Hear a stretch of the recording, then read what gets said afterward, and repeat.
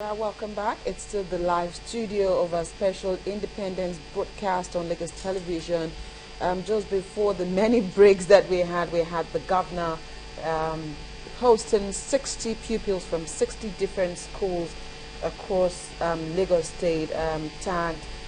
Particularly I liked the future diamonds, in that caption. So there's still hope for Nigeria. Definitely. We can't lose hope. There's still hope.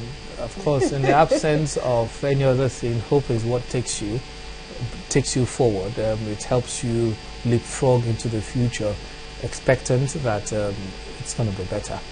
Absolutely. Just before we went on that break as well, we were discussing, of course, Nigeria at 60, as we're looking into the education sector with Mr. Emmanuel Osideko, who is an educationist and also a media strategist as well. He had started his thoughts, and we'll continue at this point with Mr. Emmanuel. Just an assessment of education sector in Nigeria. 60 years on, it is we have been. Let's start this conversation again. I know you had started with the conversation. As years on, the Nigerian education system used to be a pride of the nation. So much so, we had a lot of foreign students and lecturers throwing into Nigeria just for the sheer quality of our education.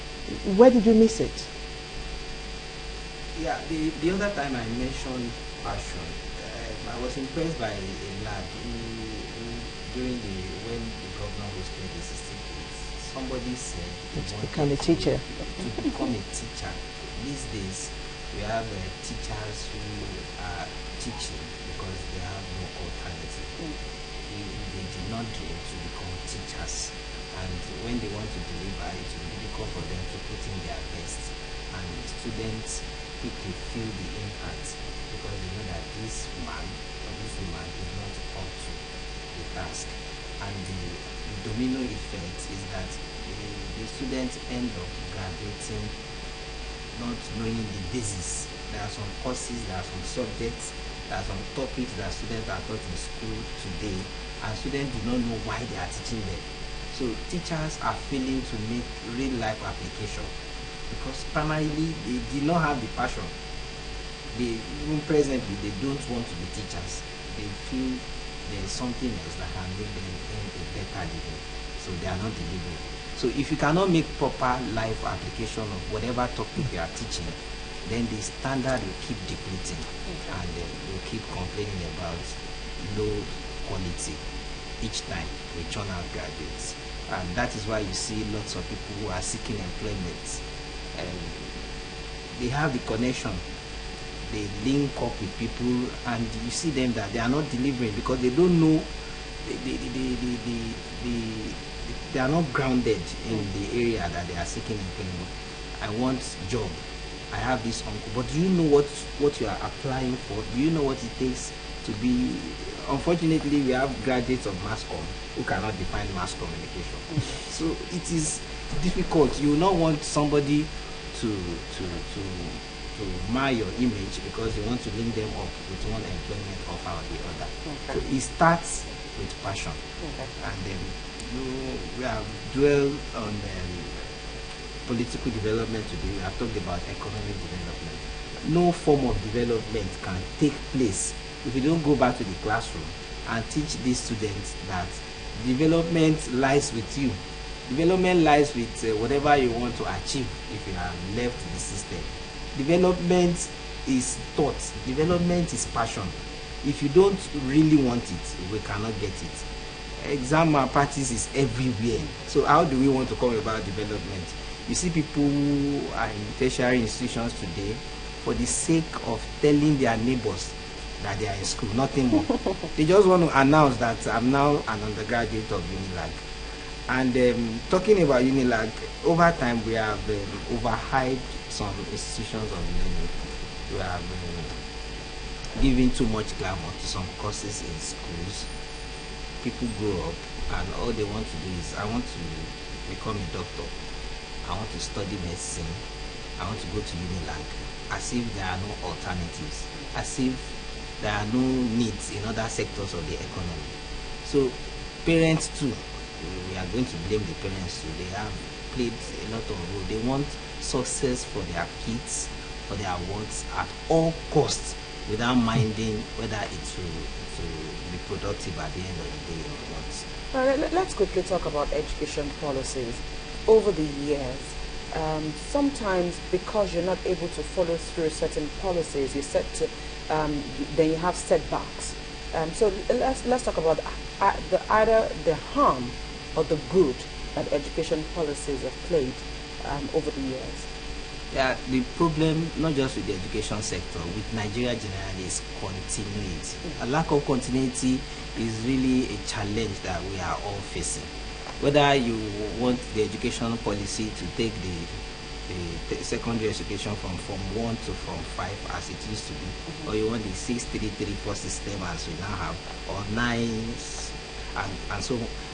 The lack of continuity and the structure of the curriculum itself matters. We are not promoting technical education. We are promoting theories. Students read, they learn how to recite facts. So they don't know how to make proper application. Examinations are based on recitation, ability to recollect what you have been taught, not ability to put into practice or feel a need. So the policy too needs to be looked into, so that at the end of the day we'll be able to see what the society needs, then we'll be able to meet those needs. We have our immediate environment, students have their immediate environment, and they have these needs to fill wherever they are. You've mentioned some things that I actually had to jot down. You said we've glamorized some institution, overhyped some courses, we recite facts, and of course no proper life application of education. The reality is, if you've not been to a particular school, you cannot get a job because it is predicated on the certificate you come out with. But you have a situation where someone has the practical knowledge but cannot get to do the job because there's no paper to back it. And of course that has happened over the years, and it's even difficult for us to normalize the polytechnic education and the degree university education in Nigeria. There's still the disparity, even with the fact that there's a gazette on that even from the federal government. So we have a situation where people place premium on what kind of certificate you're coming with, as against what can you do when given the opportunity to do the job. Hasn't that caused enormous challenges with our ability to perform in the real sector? I'll agree with you. It's challenging. We live in a society where we practice self-deceit. It's one thing to deceive others, but it is dangerous, more dangerous, to start deceiving yourself. And when we continue to deceive ourselves, the opportunity to progress will not be there. Now, paper qualification, we are attaching too much importance to paper qualification. Employers are to be blamed as well. So we should not heap the blame in its entirety on the government. So paper qualification, that is why politicians are not investing in education here. They believe that when you get your degree from outside of the country, then you are better at what you are doing, which is not necessarily so. Understanding of the environment, your exposure to the technicalities involved in your endeavor also matter. Whatever you do, employers should take it upon themselves. It is challenging and it is the reality, but it does not mean that we should continue to toe that path. We should look for skill and we should look for expertise and qualification beyond the institution and the paper itself. All right. I just want to take you up on you saying we need to go back to the classrooms. I don't know if we missed or we got that moment in time when the governor was talking to those young children, calling them future diamonds. They're between 9 and 10-year-olds. The eldest there might be 11 years old. So in the next 5 decades, they would also be celebrating the Nigeria of their 60 years of their own Nigeria. Going back to the classroom, and we're looking forward now, trying to be progressive, trying to halt the system of deceiving ourselves constantly and hoping to build a better future. What can we do with these young ones that we have in mind? If we have a long-term plan of actualizing the dream of Nigeria, is it the time for us to go back to our curriculum and start to look at these young children so this to be the Nigeria we hope for? Yeah, yes, I think that is the path we are going to do. The reality, like I noted earlier, is that teachers keep calling themselves lecturers. When you need to, you have achieved your aim of teaching if the students can comprehend the essence of being in the class. If they can make proper application. Most Nigerian students do not understand mathematics today because they cannot see the relevance to real life. Why are you teaching me AP, LCM? What am I going to do with it at the end of the day? If you tell a student, even at the primary school level, that when you know mathematics, you'll be able to build bridges, then they will pick interest. If you tell them the application of the topics, they will pick interest. Then instead of everybody focusing on becoming a doctor or a lawyer, they want to become mechanical engineer because you need a lot of mathematics in that endeavor. So going back to the classroom means we cannot overemphasize the importance of proper application. How do you arrive at where you have arrived at? You don't just jump into conclusion and say this is the answer. Tell me the sequence that you follow. Tell me how I can make application later in life. Will language matter? Because in China and in most of those Asian tiger countries, they have had to develop their curriculum to tailor their culture and the problems that they have, so they can be problem solving. The importance of system. Language to cannot be emphasized. Some people believe that English, when you are fluent and when you can deliver in English language, then you are knowledgeable. There are people who are bottled up. They cannot express themselves. They are fluent like that. We know so many of them. They cannot express themselves in English at all. They have something to and that doesn't make them unintelligent. Not smart. It does not. And as a matter of fact, hypothetically speaking now, I have observed that it is somebody who has mastery over the native language that is better at expressing his or herself in English. You can express yourself when you can relate whatever you are saying in English with what you have locally. So we should not totally discourage people from expressing themselves however they are. With time, they will come and learn better expression in English language. It should not be a yardstick for measuring success or being brilliant in school. Okay, awesome. I was going to ask, so talking about education, the role of parents themselves and even the students themselves in all of what we're talking about. How, what are some of the things that they also should have at the back of their mind? Because most times we blame government for everything when also we also should take part of the blame. So parents and the learners themselves, what should be their contributions to education? Yeah, I noted earlier that parents who should be held culpable, they want artificial success for their wants at all costs. I want him to take SSC. I want him to be in secondary school. 20 years ago, somebody cannot jump from primary 5 to absolutely not. And you cannot take, these days you see people taking NECO exams, taking WAEC exams, even while they are still everybody is in a hurry. We don't want to, like you noted earlier, we don't want to pay dues. We don't want to go through the process of achieving success. We just want to be successful. So parents should be blamed. And you see many parents, they have turned teachers into nannies. They have turned schools into a place where let me be so that I can face my life. Stay in school. That is why you see students, I saw some yesterday with heaps of books such that they will start having back pain and they will, after the regular hours of schooling, they will do additional tutorials up till 8 p.m. because the parents want to be free. And at the end of the day, it's the boredom will set in. It will be too laborious. It will be, and the students will not comprehend again. So parents are to blame, and the society too is telling the student, if you don't graduate with your mate, you are a total failure. So students too will want to look for shortcuts. they want to engage in examination malpractice and do all sorts of things so that they can meet up with the standards that their mates is setting. Let me take it to policy now. Government sets the policy.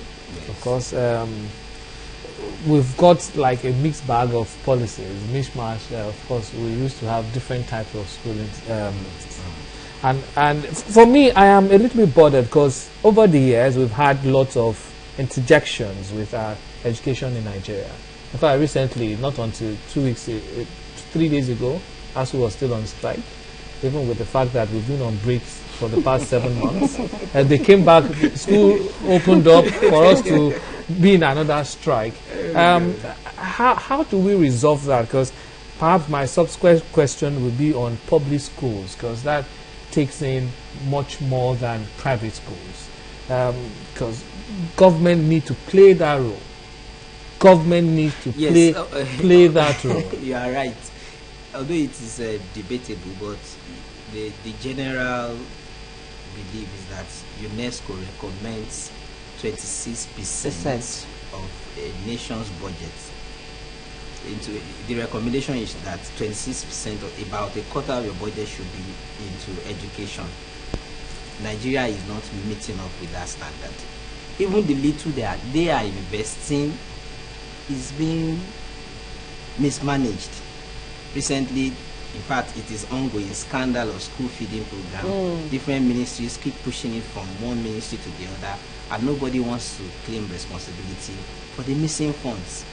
And when the federal government makes attempts to provide TED fund, tertiary education trust fund, for some institutions, there have been allegations of fund diversion, mismanagement, substandard construction. So, as much as we have the government to blame for not meeting up with the required standard, school managers, school administrators too should be blamed. You see, we should not heap the blame in its entirety on the federal government.